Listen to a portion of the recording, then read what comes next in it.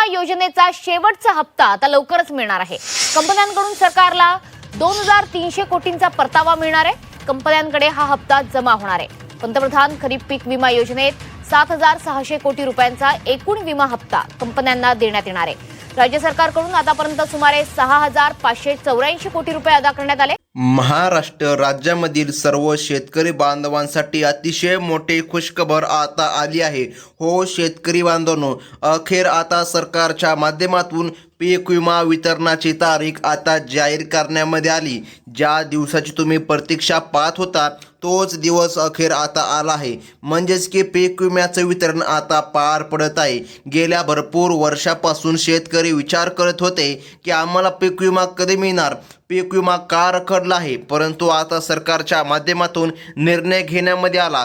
जो काय 75% अग्रिम पीक विमा आहे तो आता शेतकरी बांधवांच्या खात्यामध्ये जमा करण्यामध्ये येणार। म्हणजेच की शेतकरी बांधवांनो बघा, अत्यंत महत्त्वाची बातमी सरकारने आज दिली आहे। गेल्या कित्येक वर्षापासून तुम्ही वाट पाहिली, आता सरकारच्या माध्यमातून याद्या जाहीर करण्यामध्ये आल्या। हो तुम्ही बरोबर ऐकलं, महाराष्ट्र राज्यामध्ये टोटल 36 जिल्हे आहे आणि सरकारने आता सांगितलं आहे 12 जिल्ह्यामध्ये वितरण पार पडणार।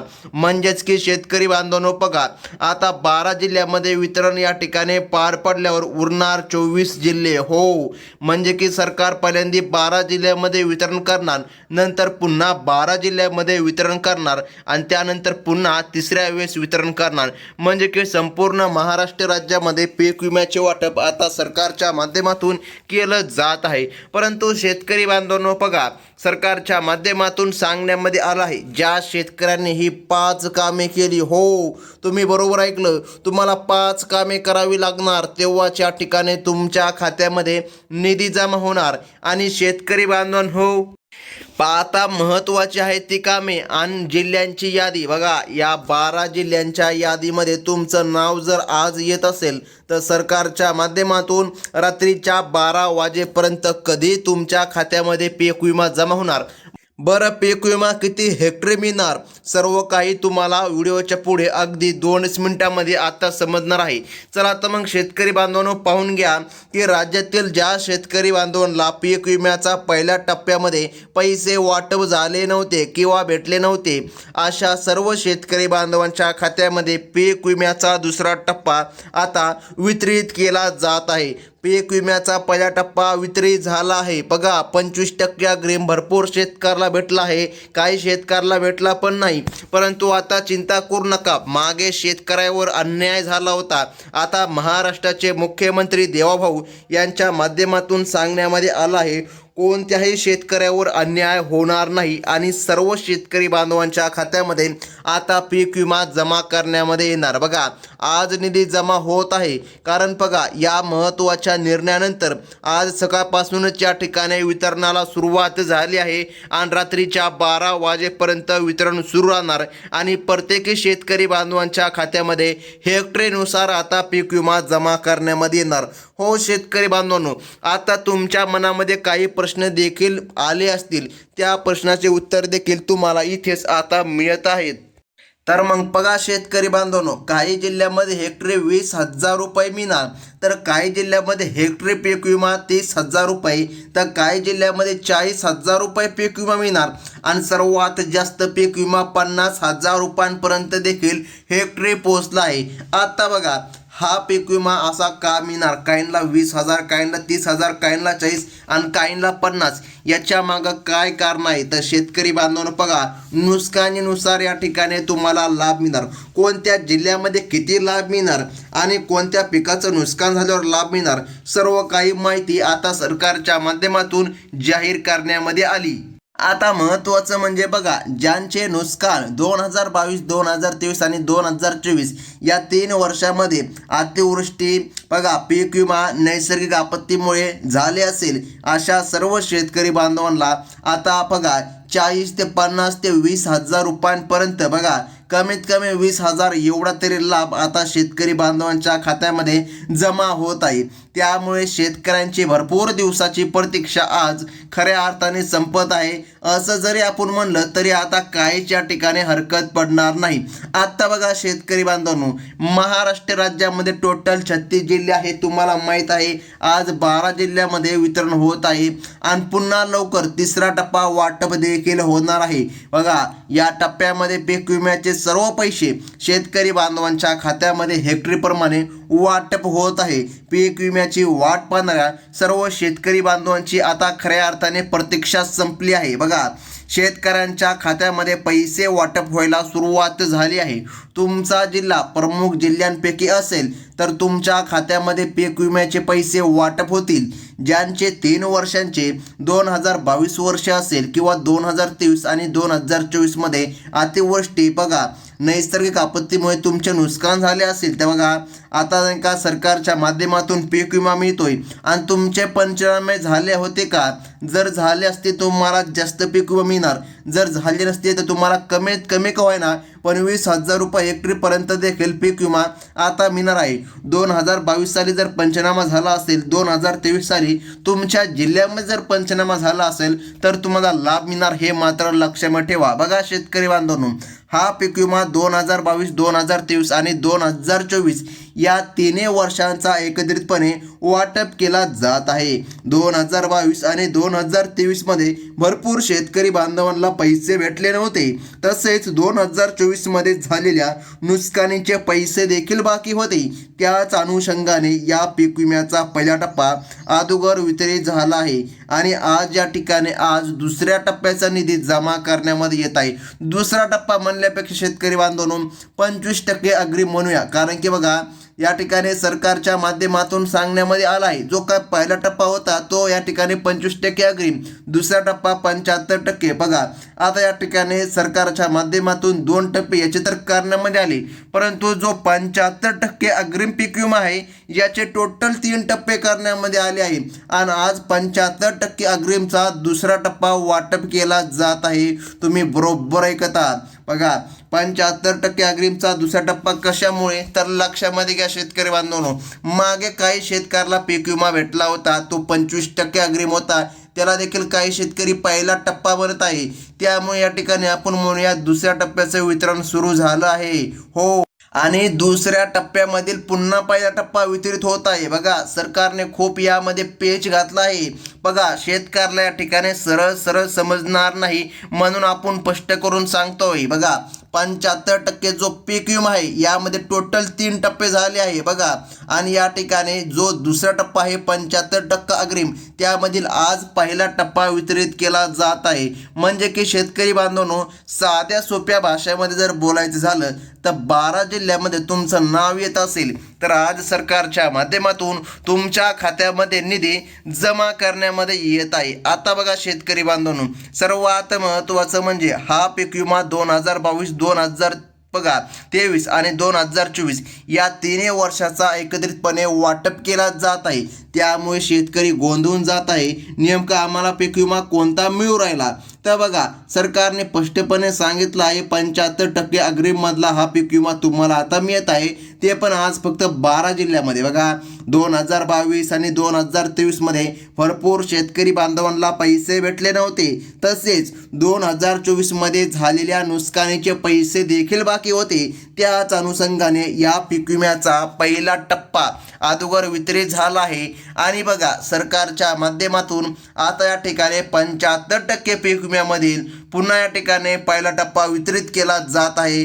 त्यामुळे शेतकरी बांधवांनो, आता तुमच्यासाठी खुशखबर आली असं देखील म्हणलो आपण तर हरकत पडणार नाही. आता सर्वात महत्त्वाची आहे ती म्हणजे की यादी. जर यादीमध्ये तुमचं नाव येत असेल तरच तुमच्या खात्यामध्ये आता निधी जमा करण्यामध्ये येणार.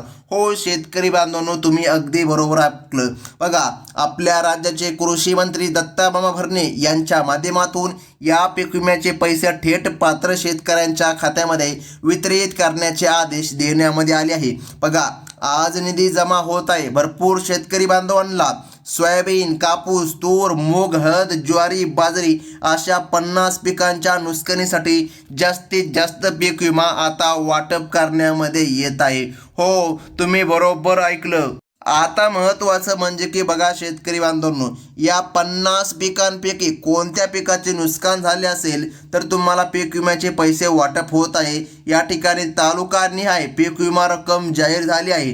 75% पीक विमा यादी वर्ष 2024 बघा 32 जिल्ह्यांच्या यादी या ठिकाणी सरकारने जाहीर केल्या होत्या। त्यामधील आज फक्त 12च्या ठिकाणी जिल्ह्यामध्ये निधी मिळणार आहे। 2022 मध्ये पिकं झोपली होती तर 2025चा विमा सुद्धा तात्काळ वाटप करण्याचे आदेश सरकारने आज दिले आहे। बघा 2025चा पीक विमा कधीपासून वाटप होईल तसेच तुमचा अर्ज पात्र ठरला आहे का याची माहिती आपण अगदी काही सेकंदामध्ये तुम्हाला देण्याचा प्रयत्न करूया। सर्वात अगोदर 2022, 2023 आणि 2024 बघा या 3 वर्षाचा पीक विमा आज तुम्हाला जमा होत आहे। राज्य सरकारने दिलेल्या माहितीनुसार सरसकट सर्व शेतकऱ्यांच्या खात्यामध्ये पीक विम्याचे पैसे वाटप केले जाणार नाही। हो, तुम्ही बरोबर ऐकत आहात। यादी त्यामुळे सरकारने जाहीर केली। जिल्ह्यांच्या यादीमध्ये तुमचं नाव येत असेल तरच तुम्हाला रक्कम मिळणार हे लक्षात ठेवा। जे शेतकरी बांधव बघा पात्रतेमध्ये बसत असतील त्यांच्याच खात्यामध्ये पैसे वाटप होतील। बघा अशा प्रकारची माहिती आज या ठिकाणी मिळाली आहे। या पीक विमा योजनेमध्ये भरपूर घोटाळे झाले असून अपात्र लोकांनी अर्ज भरून पैसे लाटल्याचे दिसून आले होते।